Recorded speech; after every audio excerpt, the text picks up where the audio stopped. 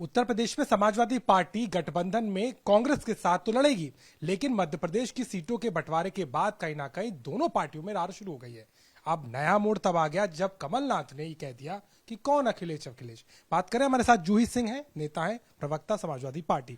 जूही जी, क्या कहेंगे? आप लोगों का सीट शेयरिंग बना बिगड़ा, आपने फाइनली कैंडिडेट्स उतार दिए, अब तो पहचानने और कमेंट करने में भी नेता एक दूसरे का नाम लेने से गुरेज दे रहे हैं। कमलनाथ कहते हैं कौन, अखिलेश वखिलेश छोड़ो, क्या कहेंगे? वो ये कह सकते हैं हम कांग्रेस को पहचानते हैं और उनके आला कमान को भी पहचानते हैं और उनसे बातचीत होती रहती है।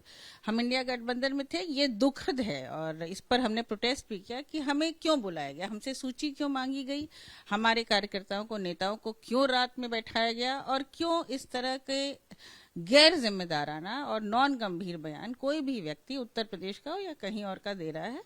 गठबंधन की अपनी मर्यादा होती है, अपनी गंभीरता होती है। तो कांग्रेस पार्टी के जो नेता इंडिया गठबंधन की 3 मीटिंगों में थे, उनको सुझाव ये है कि अपने नेताओं से बात करें और उन मीटिंगों में क्या डिस्कस हुआ था, क्या निर्णय हुआ था, इस पर बताएं। बाकी अगर हमें पता लग गया है कि गठबंधन 2024 के चुनाव के लिए है, क्योंकि हम तो मुद्दों पर गठबंधन कर रहे हैं, हमारा गठबंधन है संविधान बचाने का, लोकतंत्र को बचाने का, अन्य कठिनाइयों को दूर करने का जनता की, तो हम तब सीट की बात करेंगे। अभी हम चुनाव लड़ रहे हैं।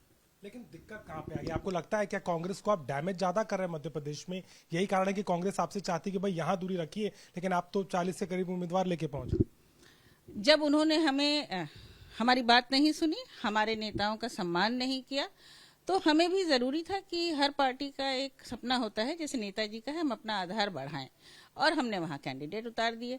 कांग्रेस को इससे कोई कठिनाई भी होनी नहीं चाहिए, क्योंकि उनके अनुसार तो समाजवादी पार्टी कोई चुनौती है नहीं और हम भारतीय जनता पार्टी के खिलाफ लड़ रहे हैं। अगर हमें जहां भी लगेगा कि भारतीय जनता पार्टी जो कि निरंतर जनादेश का अनादर करती है, वहां समाजवादी पार्टी मजबूती से लड़ेगी।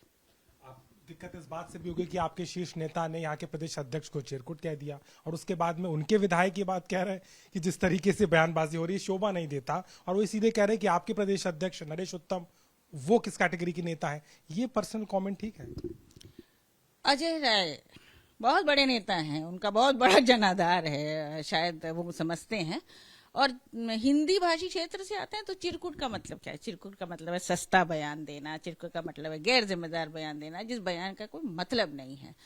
यही उनको डिफाइन करता है। और बाकी वो अपने आला कमान से पूछ लें कि किस पर उनको कमेंट करना चाहिए, किस पर नहीं करना चाहिए।